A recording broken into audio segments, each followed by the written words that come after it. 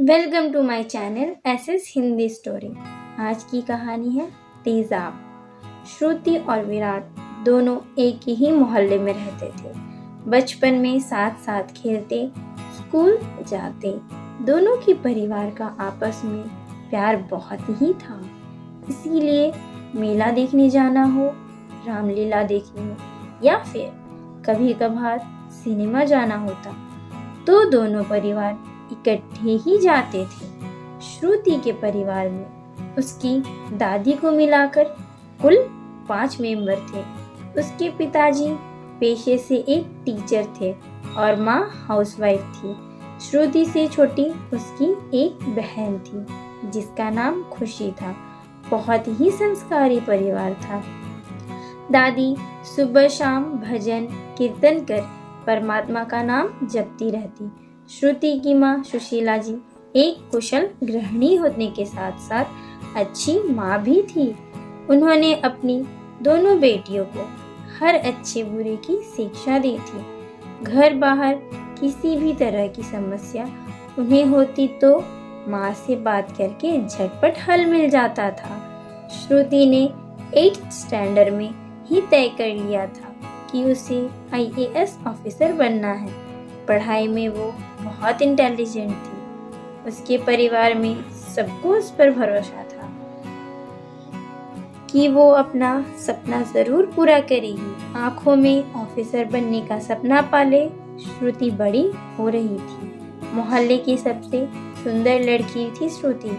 घने बाल, गोरा रंग, खिलखिलाता चेहरा, किसी परी से कम नहीं थी वो।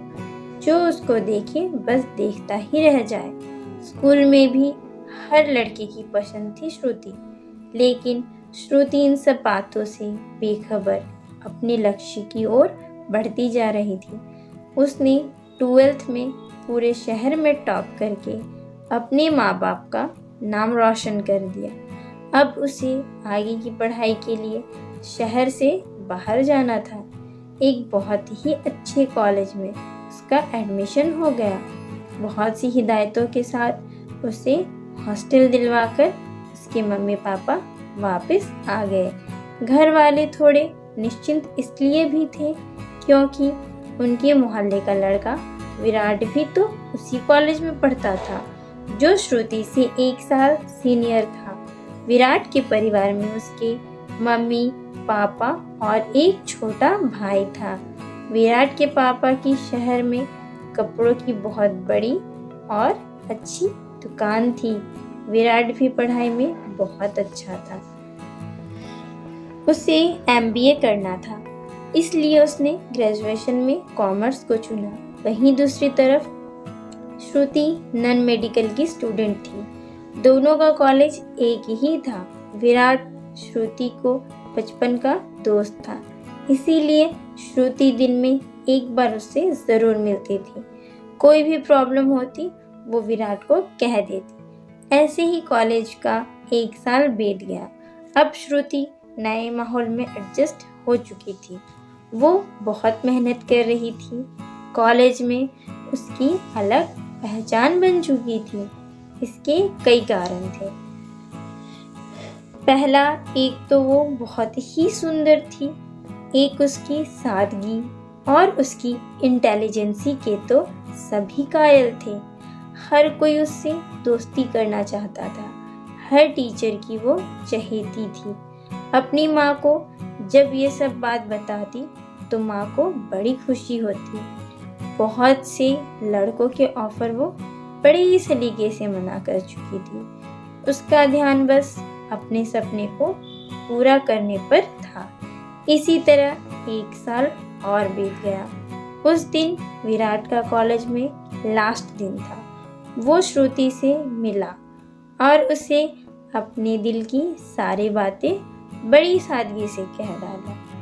विराट ने कहा, मुझे पता है कि तुम्हारी खूबसूरती से इम्प्रेस होकर लड़के आए दिन तुम्हें प्रपोज करते रहते हैं, लेकिन मैं सच कह रहा हूँ, मैं तुम्हारी सादगी को बचपन से ही पसंद करता हूँ।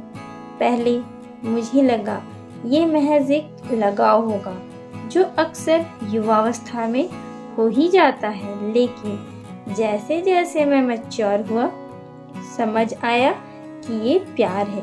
कई बार तुमसे कहना चाहा, लेकिन डरता था कि प्यार के चक्कर में कहीं तुम्हारी दोस्ती से भी ना हाथ धो बैठो। यकीन मानो, अगर तुम इतनी खूबसूरत भी ना होती तो भी मैं तुम्हें इतना ही प्यार करता। श्रुति उसे एकटक देखे जा रही थी। बीते सालों में ना जाने कितने लड़कों को ना बोल चुकी थी, लेकिन विराट का अचानक इस तरह से अपने प्यार का इजहार करना उसे कुछ समझ नहीं आ रहा था कि क्या कहे। फिर भी विराट को जवाब तो देना ही था। श्रुति ने कहा, विराट, तुम बहुत अच्छी लड़की हो।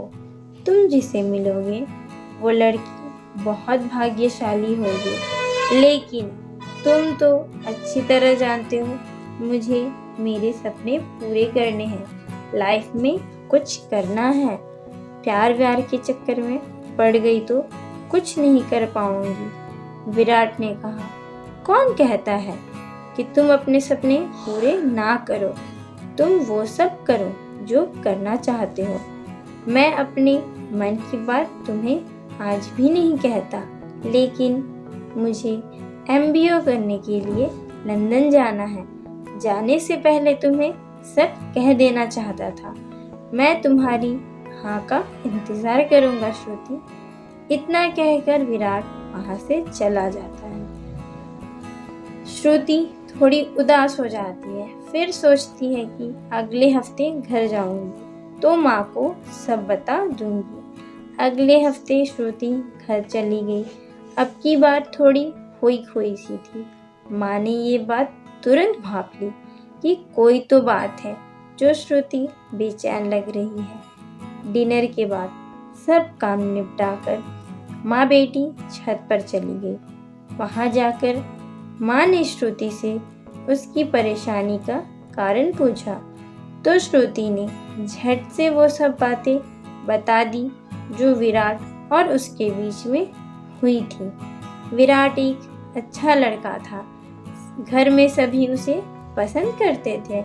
उसकी माँ ने श्रुति को समझाया, अभी तुम अपनी पढ़ाई पर ध्यान दो, इसमें परेशान होने वाली कोई बात नहीं है। विराट अच्छा लड़का है, तुम दोनों सेटल हो जाओ, उसके बाद रिश्ता करने में कोई हर्ज नहीं है।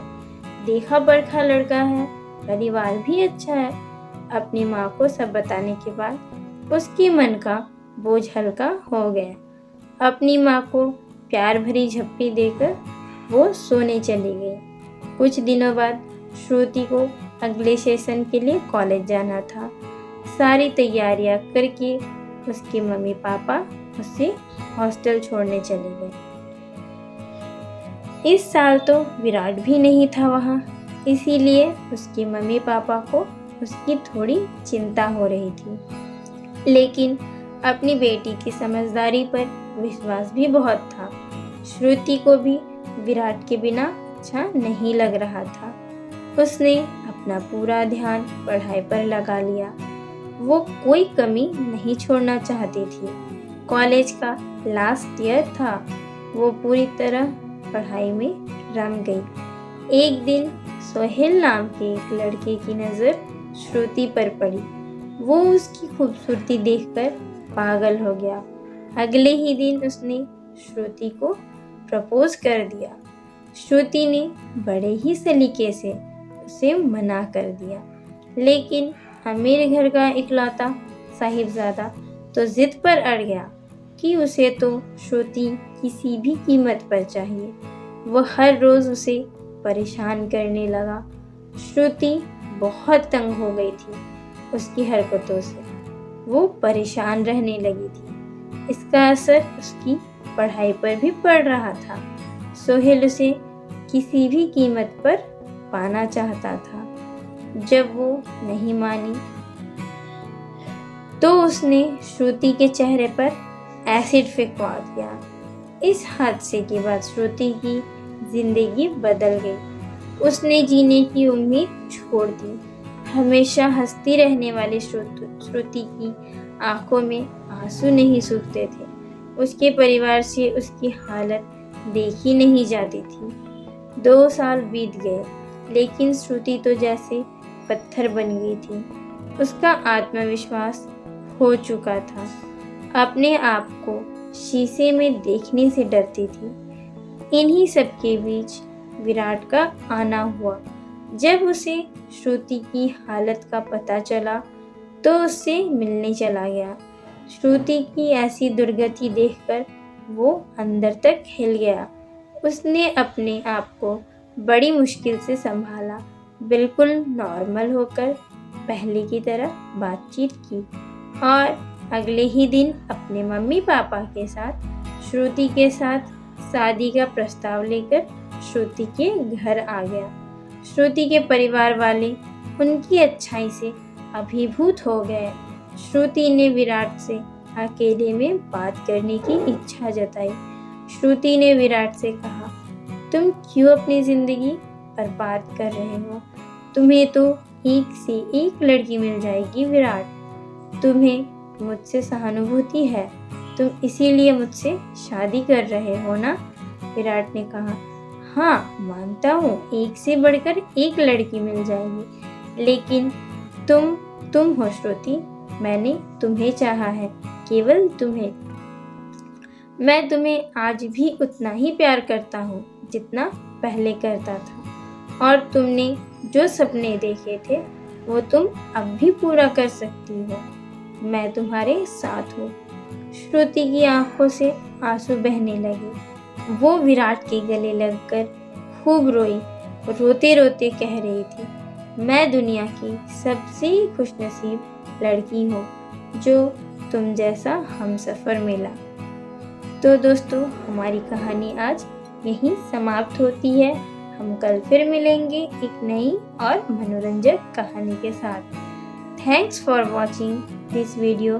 प्लीज़ लाइक करें, सब्सक्राइब करें और कमेंट करके ज़रूर बताएं कि हमारी कहानी कैसी लगी और आप किस प्रकार की कहानियाँ सुनना पसंद करेंगे।